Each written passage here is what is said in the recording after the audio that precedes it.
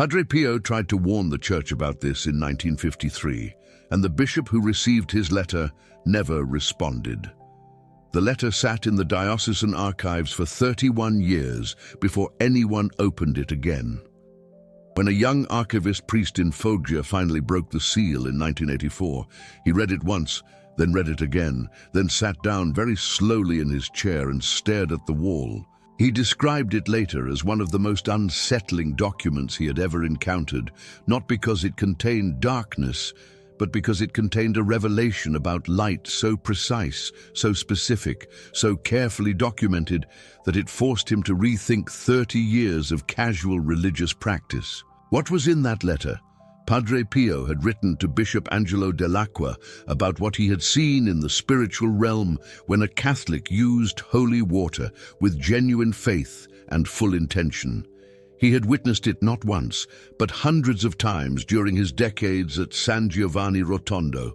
He described it with the precision of a man who was trying very hard to be taken seriously. And he had ended the letter with these words, which the archivist priest copied down and never forgot.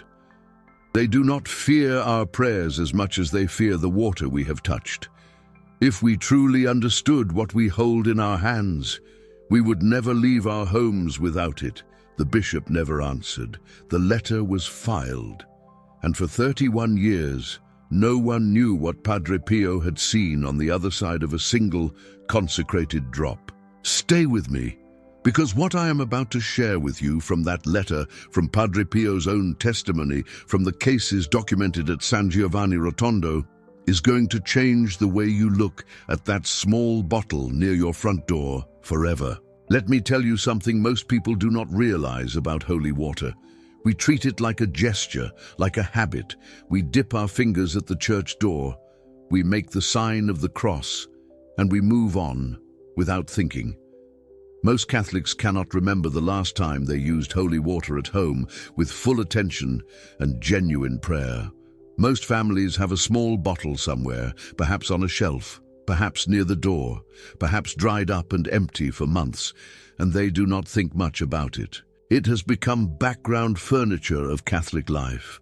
But Padre Pio described holy water differently. He did not describe it as a gesture. He described it as a weapon, not metaphorically, literally.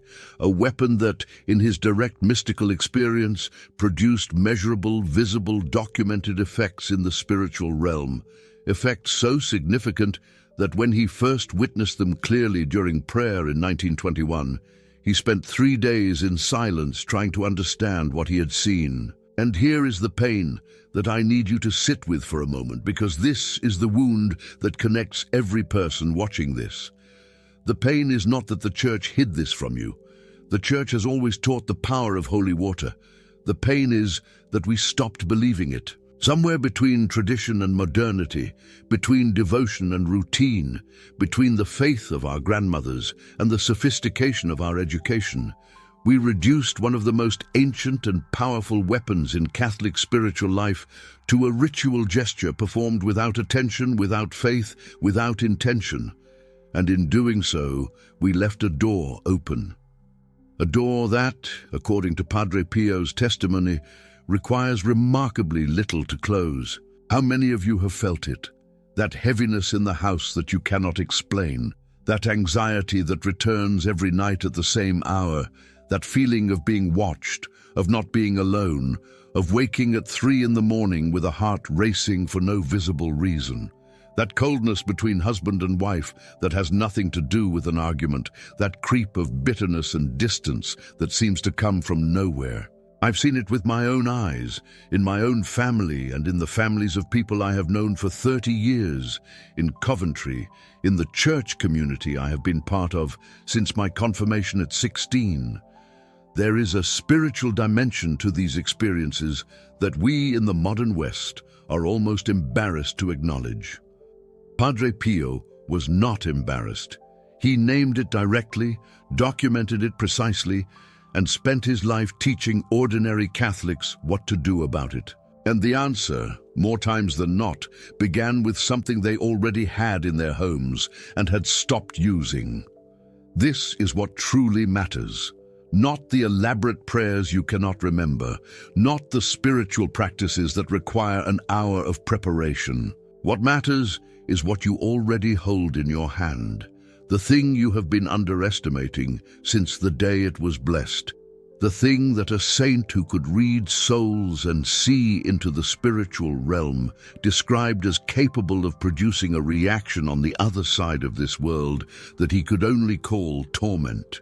I want to take you back to 1951, to a woman named Elisabetta Greco. She was 63 years old, a widow from Naples, raised in a deeply Catholic family in the old tradition of the Neapolitan South. Her husband had died of tuberculosis in 1946, and she had raised her 5 children alone through the austerity of post-war Italy, working as a seamstress and later as a housekeeper for a wealthy family near the Piazza del Plebiscito. She was not a superstitious woman. She was educated, sharp-minded, and had a natural instinct for separating authentic faith from folk religion. She had seen plenty of both in Naples over 60 years. She went to Mass every morning, she prayed the rosary every evening, and she kept her home in the old Neapolitan Catholic way, with a small holy water font near the door, a crucifix in every room, a brown scapular worn against the skin. But in the spring of 1950, something had changed in her youngest son, Matteo. Matteo was 26 years old, recently married, working as a bricklayer on the reconstruction projects that were slowly rebuilding Naples after the war. He was a good man, his mother always said, not particularly devout but respectful. He went to Mass at Easter and Christmas, he married in the church, he did not drink or gamble or raise his hand against anyone. He was simply a young working man trying to build a life in a city that was still digging itself out of rubble and grief. And then, in March of 1950, the changes began. First, it was the sleep. Matteo stopped sleeping. Not insomnia in the ordinary sense, but something his wife Carmela described as a refusal, as though some part of him was resisting unconsciousness with a desperate, inexplicable energy. He would lie down, close his eyes, and then sit up 20 minutes later breathing hard, saying he had heard voices. Not words, he said, not conversations. Just a sound, like a crowd murmuring in a language he could not identify, getting louder the deeper he tried to sleep. Then came the anger.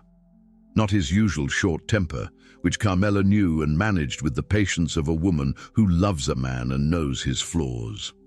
What came now was something colder and more systematic.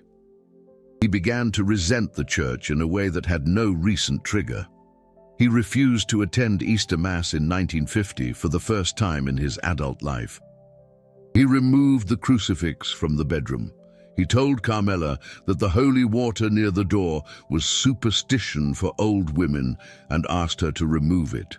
Carmela, frightened and not yet understanding what she was dealing with, said nothing and quietly moved the holy water font to a shelf in the kitchen where Matteo would not see it. Then came the night of July 14th, 1950.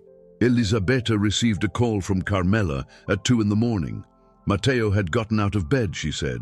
He was standing in the center of the living room. He would not answer when she called his name.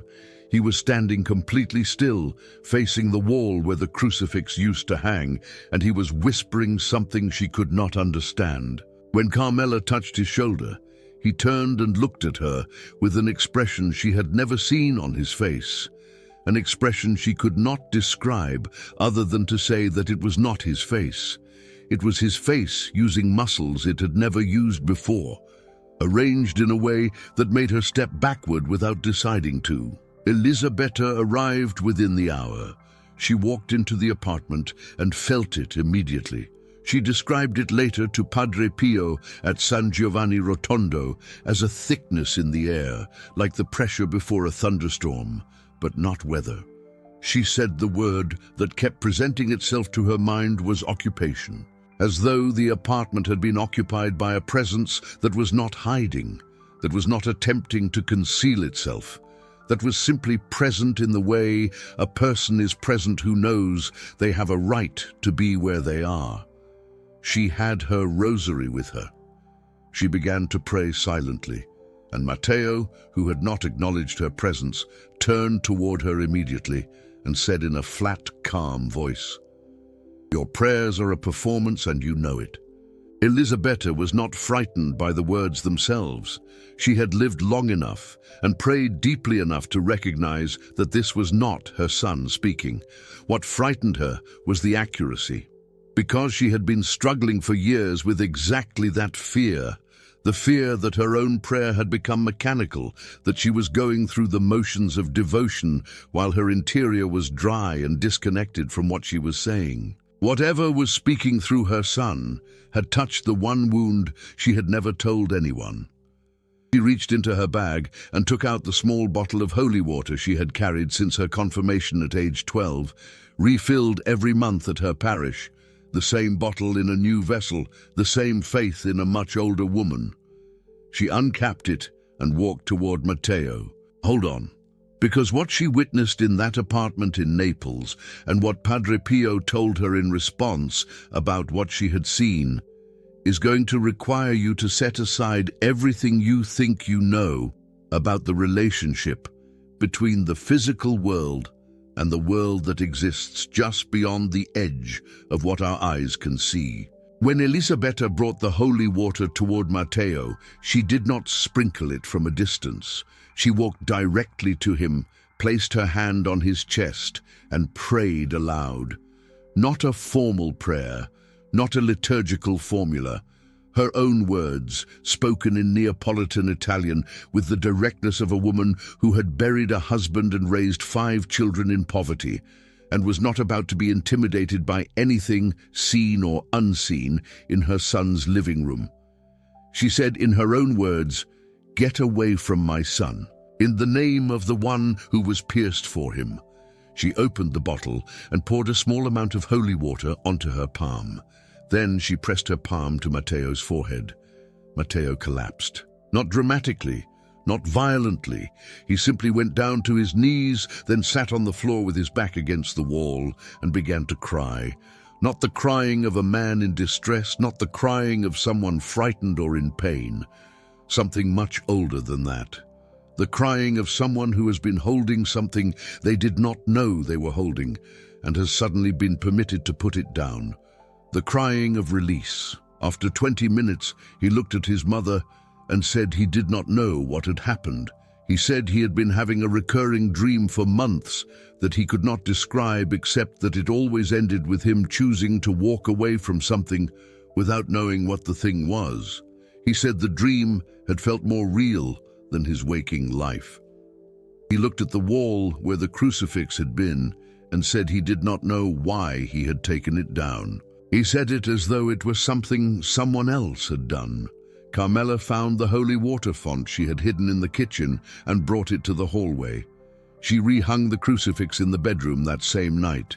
Now here is what Elisabetta wanted to understand when she traveled to San Giovanni Rotondo a year later, after Matteo had returned entirely to himself, after the sleep had returned, after the marriage had stabilized, after the anger had dissolved like a fever breaking.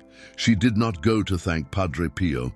She went because she needed to understand what she had seen in her son's face in that apartment, what had been looking back at her through his eyes before the holy water touched his skin, and why something as physically simple as a few drops of blessed water had produced a response so immediate and so complete. She waited in the long line at the church of Santa Maria delle Grazie for 2 days before Padre Pio heard her confession. And what he told her in that confessional in the autumn of 1951 was later recorded in the testimony she gave to Father Gerardo di Flumeri in 1957, 6 years later, 2 years before Padre Pio's death.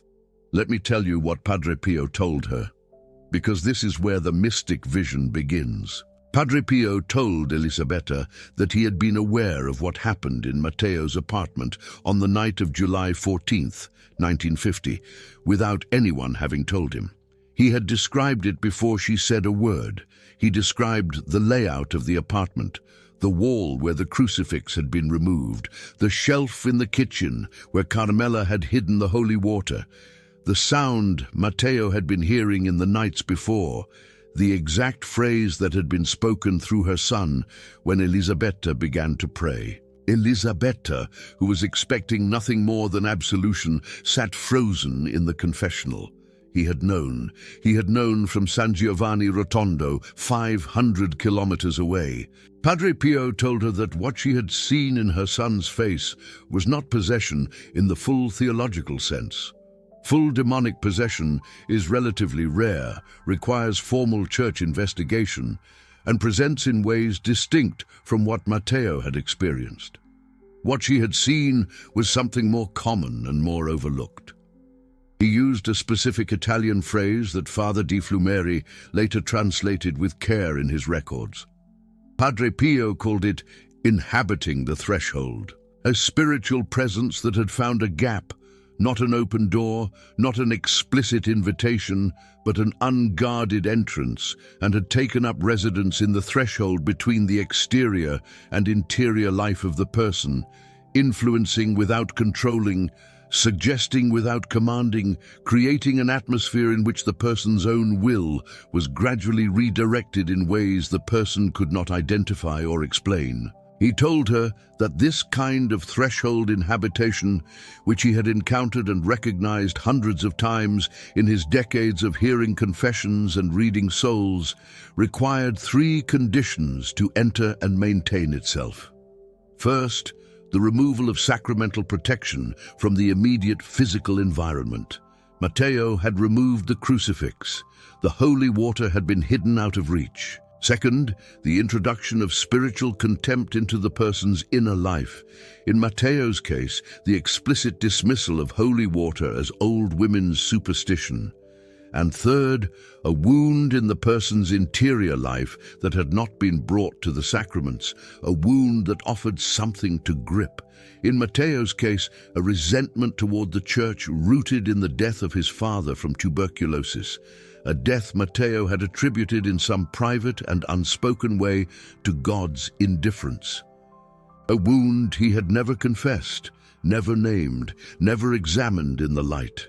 Padre Pio paused in the confessional. Then he said to Elisabetta something she repeated verbatim in Father Di Flumeri's record, word for word, because she had thought about it every day since she first heard it. He said, "You gave them no permission to enter, but you removed the sign that announced they were not welcome." This is what truly matters. This is the thing that Padre Pio had tried to write to the bishop about 2 years later, in 1953.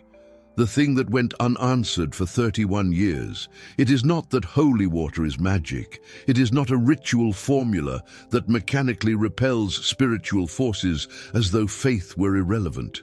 It is a sacramental, and as a sacramental, its power is bound to the faith, intention, and spiritual seriousness of the one who uses it. A bottle of holy water sitting on a shelf, forgotten, unrenewed, untouched for months, does almost nothing. Not because the blessing is gone, but because the faith behind the gesture has gone dormant. But holy water used with attention, renewed regularly at the parish, applied with intention and genuine prayer in the name of the Trinity, holy water used as Padre Pio used it and as the ancient church taught its use, that is something different entirely. And here is where the mystic vision enters. Padre Pio told Elisabetta that during his years at San Giovanni Rotondo, God had granted him, through no merit of his own, and as a gift he had not asked for, the ability to perceive in the spiritual realm the effects of various sacramentals when used with genuine faith.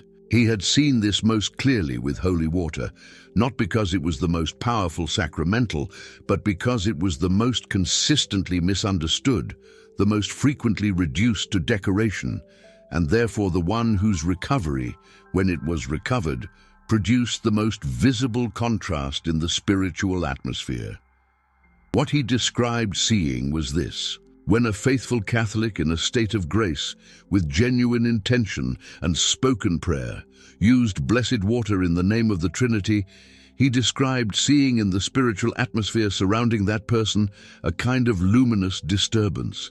Not a gentle glow, not a warm light of the kind artists paint around saints in devotional images. A disturbance, like the surface of still water when something has struck it from below. A sudden radiating ripple in the fabric of the spiritual space around the person and the place. And on the other side of that ripple, in the dimension of the spiritual realm, where he could see the shadows that gathered around unprotected souls, he described a recoil. Not flight, not immediate panicked retreat, but a flinching, an involuntary response to contact with something that caused what he described, choosing the word carefully, as torment. A word he used with precision. He said that the spiritual forces arrayed against a soul experienced the contact with genuinely and faithfully used holy water the way a wound experiences salt, not lethal, not the final defeat, but undeniable, impossible to ignore, impossible to pass through as though it were nothing. Padre Pio told Elisabetta something else that she had not asked about, something he said he offered because she needed to understand why the response had been so immediate when she pressed her palm to Matteo's forehead on that night in Naples. He said, "When you placed your hand on him, you were not alone. You brought your 60 years of prayer with you, every rosary you ever prayed. Every Mass you attended with genuine sorrow for your sins, every hour of real suffering you offered to God without complaint and without asking why. That accumulated weight of a life lived in faith, even imperfect faith, even the faith of a woman who sometimes felt dry and distant and mechanical in her prayer. It traveled with the water. They did not encounter a few drops of blessed water, they encountered you." He told Elisabetta that the most common mistake Catholics make about spiritual protection is that they believe it requires heroic sanctity, a life of perfect prayer, years of unbroken discipline, the kind of faith only declared saints possess. He said this was not the standard. What he had seen was this: any Catholic in a state of grace, without unconfessed mortal sin, using any properly blessed sacramental with genuine faith and explicit intention in the name of the Trinity, was extending into the spiritual realm a protection the spiritual forces of darkness could not simply ignore. Even when the person felt dry, felt uncertain, felt unworthy, the intention was enough. The turning toward God was enough. He said, "They are not afraid of our decorations, but they cannot stand our sacraments." And then he told her something that becomes relevant to every single person watching this right now. The most spiritually vulnerable person, according to what Padre Pio had witnessed over decades, was not the family that had never known Catholicism. It was the practicing Catholic who had allowed their sacramentals to become decoration. The crucifix that no one prays before. The holy water that sits empty for months. These are not spiritually neutral. According to Padre Pio, they create a specific exposure because the enemy knows these objects once carried weight, and he knows the person has forgotten that weight. He described it as abandoned fortifications, walls that were once manned and are now empty. This is what I want to sit with you for a moment, because this is where I become uncomfortably honest with myself, and I hope you will be honest with yourself too. When I first read the testimony of Elisabetta Greco in Father Di Flumeri's records years ago, sitting in my kitchen in Coventry with a cup of tea that had gone cold, I had to stop reading and go and find the holy water bottle near my own front door. It had been sitting on the shelf for 4 months. It was half empty. I had not refilled it.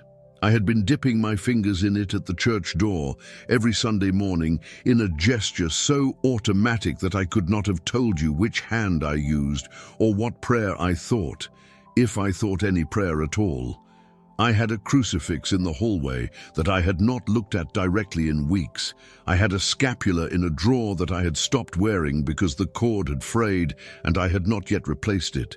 I had, without deciding to, allowed my home to become exactly what Padre Pio described, The fortifications were still in place, the symbols were still present, but no one was manning them. I think many of us, if we are honest tonight, know the answer to that question in our own homes. Let me go back to the letter, the one that sat in the diocesan archives for 31 years. In it, Padre Pio wrote not about dramatic cases, but about ordinary Catholic families. He described a consistent pattern he had observed from the confessional. Families outwardly devout, but inwardly disconnected, still going to Mass, still keeping the external forms, but in whom the interior attention had been replaced by habit, and habit by custom, and custom by nothing at all. He described it with an agricultural metaphor. The fields were still planted, but no one was tending them. And an untended field becomes attractive to other inhabitants, not immediately, gradually, quietly, until the day something visible happens and everyone asks how things came to this. He asked for renewed practical instruction about holy water in parishes, not the theology which already existed. The practice, how to renew it, how to apply it with intention, what prayer to accompany it, so the gesture was connected to the interior life of the person making it. He said the single most effective preventative against threshold inhabitation was the consistent and intentional use of holy water in 3 specific applications. The bishop's office sent a brief acknowledgement. The letter was filed. The program was never implemented, but the 3 applications did not disappear. They were preserved in Father Di Flumeri's records, in Elisabetta's testimony, and in the journal of Father Lino Barbati, Padre Pio's student. And this brings us to the unexpected consequence. The part Elisabetta did not tell anyone for 6 years. The part she admitted was the most embarrassing. The part that made her look like exactly what she had always prided herself on not being. After her visit to Padre Pio, she returned to Naples and began the 3 applications immediately. She renewed the holy water, introduced the threshold blessings, established the night protection for herself and for Matteo and Carmela's household. For 8 months, the household was peaceful in a way she had not experienced since her husband's death. Matteo's stability was complete. Carmela was expecting their first child. The apartment felt, she said, inhabited in the right way. Not the absence of trouble, the presence of something. She had been a woman of prayer for 60 years, and she knew the difference. And then Elisabetta became convinced she was being superstitious. She was not a simple woman. She was educated, and the educated Catholic part of her, the part that had been shaped by years of reading and conversation with priests who had been formed in modern theological faculties, began to review what she had been doing with a critical eye. She read an article in a Catholic magazine that spoke dismissively of excessive attachment to popular devotions, that warned against a kind of magical thinking that confused the power of sacramentals with the power of the sacraments themselves, that suggested such domestic rituals belonged to a pre-modern piety that the Church was rightly moving beyond. She spoke to a priest at her parish, a young man who had studied in Rome, intelligent and warm, clearly devoted to the Church as he understood it. She described the 3 applications to him. He smiled gently and told her that while holy water was of course a valid sacramental and its use was encouraged, the Church did not endorse elaborate domestic rituals of the kind she described, and that her faith was better placed in the sacraments of the Church than in peripheral practices, however traditional.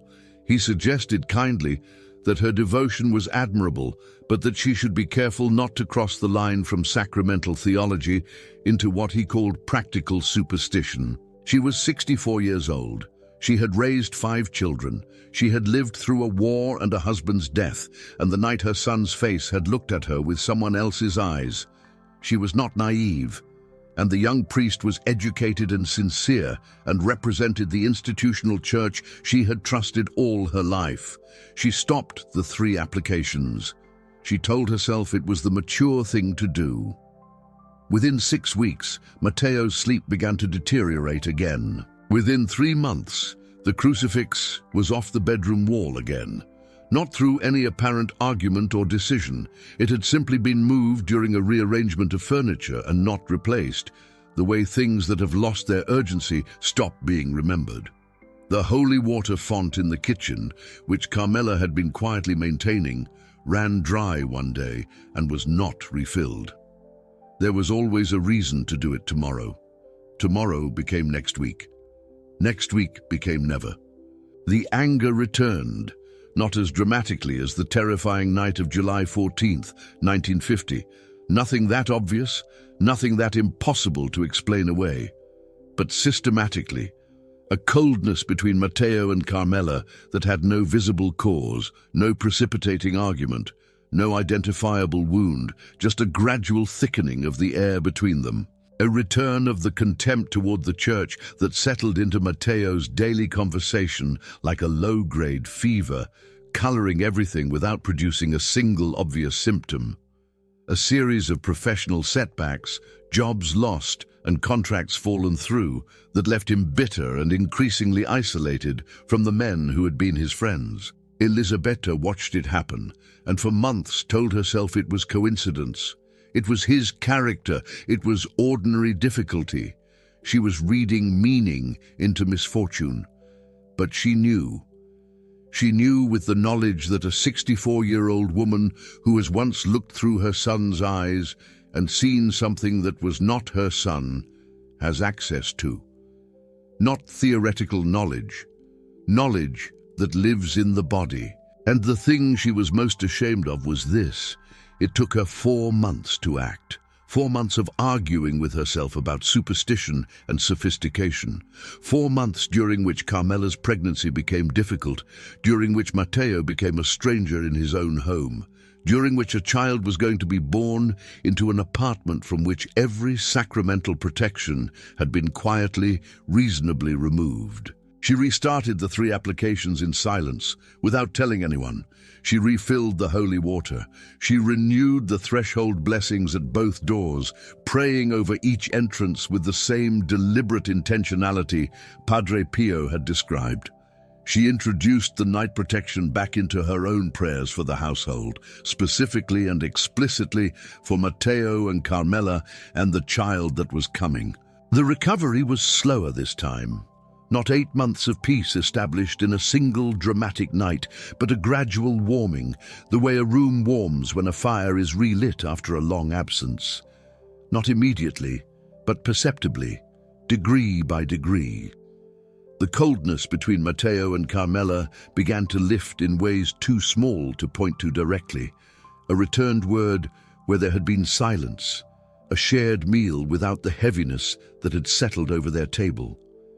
The bitterness softened. The contempt became simple indifference, and then eventually something closer to curiosity. And by the spring of 1954, Matteo had begun attending Mass again. Not every Sunday, not the daily Mass of his mother, but present, no longer actively hostile. Something in him that had been locked was unlocked, and he could not have said what had changed or when. Their son was born healthy in November of 1951 and was baptized on the feast of the Immaculate Conception. Matteo held the candle and cried, and Elisabetta went to Father Di Flumeri in 1957 and told him this second part of the story because she believed it was the most important part. More important than the dramatic night of July 14th. More important than the confessional in San Giovanni Rotondo. The part about the educated woman who stopped protecting her family because a young priest told her she was being superstitious. The part about the 4 months and what they cost. She said, Padre Pio told me that a single drop of holy water used with genuine faith torments what lives in the abyss. He was right. And when I stopped using it because an educated man told me it was not necessary, I found out what it costs to leave a door unguarded. I found out slowly, the way you find out about most things that matter. Not in a single dramatic moment, in the gradual cooling of a home, the inch-by-inch retreat of something you did not notice until it was almost gone. Remember the prophecy. Remember the letter that sat in the archives for 31 years. Remember what Padre Pio wrote to the bishop who never answered. They do not fear our prayers as much as they fear the water we have touched. He was not speaking about extraordinary Catholics. He was speaking about ordinary people with ordinary faith and an ordinary bottle of blessed water near an ordinary door. He was speaking about Elisabetta Greco. He was speaking about you. Now let me give you the 3 applications he described in that letter, because this is what has been preserved from his testimony, from Father Di Flumeri's records, from Father Barbati's journal, and from the practice Padre Pio himself maintained in his own cell at San Giovanni Rotondo every day of his priestly life. The first is what he called the threshold blessing. Every entrance to the home, every door and significant window through which a person regularly passes, should have holy water applied to it with intention, not as a decoration applied once and forgotten, as a deliberate conscious act of claiming that threshold in the name of the Trinity.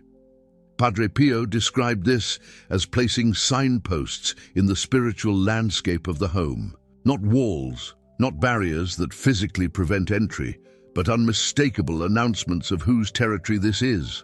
The spiritual realm reads these signposts the way we read the names on houses and the flags over buildings.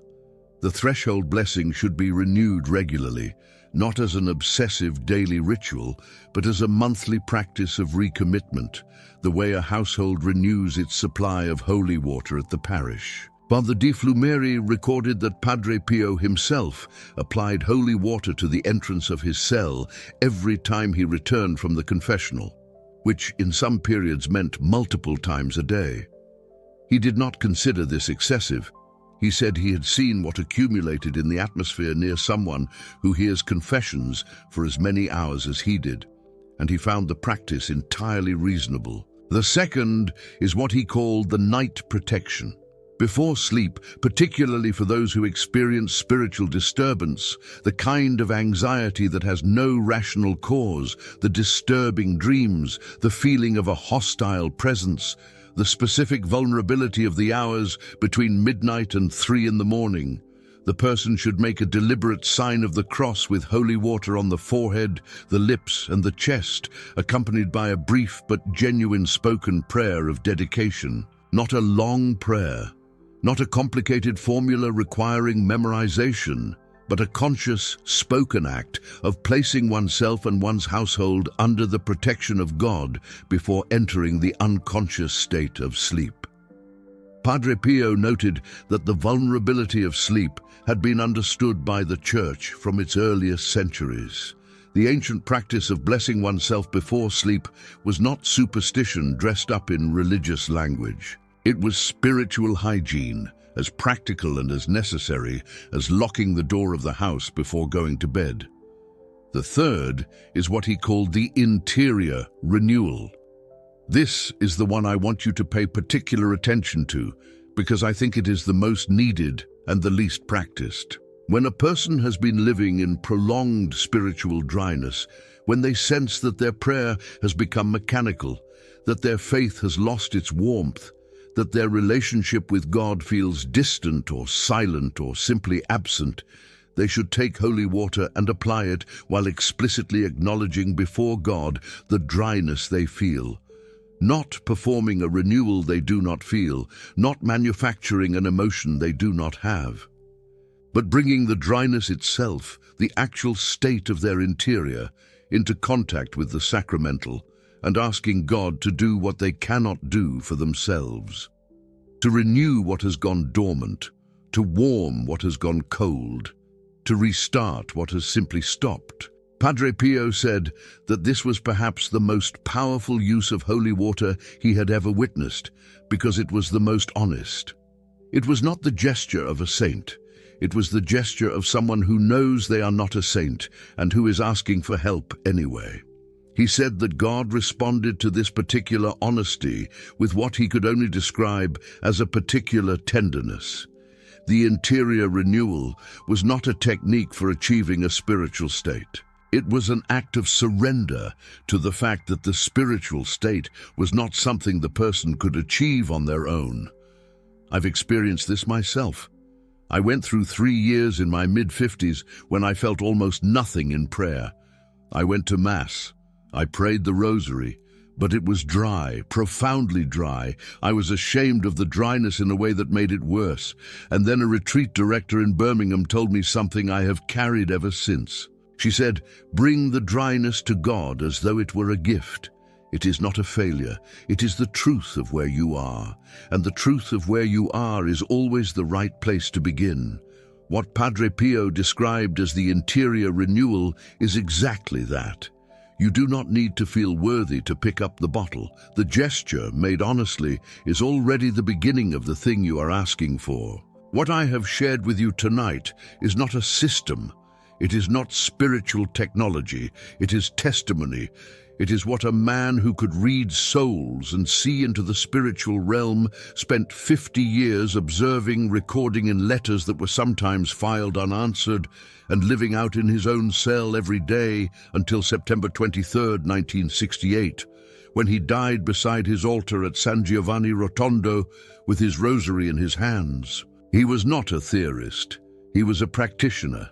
And what he had seen was that a single drop of holy water held in the hand of a Catholic who genuinely believed it was what the Church said it was, and used with the intention of claiming protection in the name of the Trinity, produced a reaction on the other side of this world that he could only describe as torment, not metaphorical torment. The actual recoil of spiritual forces from contact with something they could not ignore.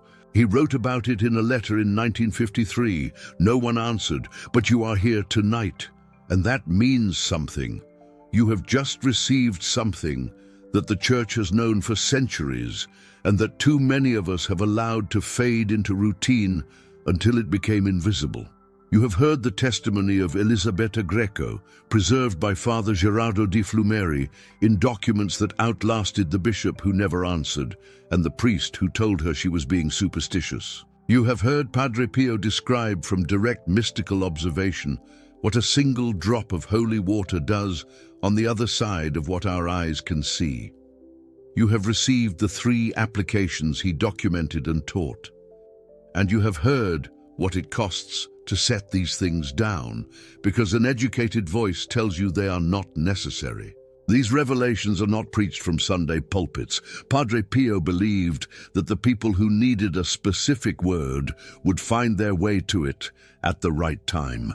If this reached you today, I do not think that is an accident. The channel that brings you this content exists for people in houses where something is wrong and they cannot name it. People who carry a holy water bottle they have not refilled in months. If this has renewed something in you, consider clicking the Super Thanks button below.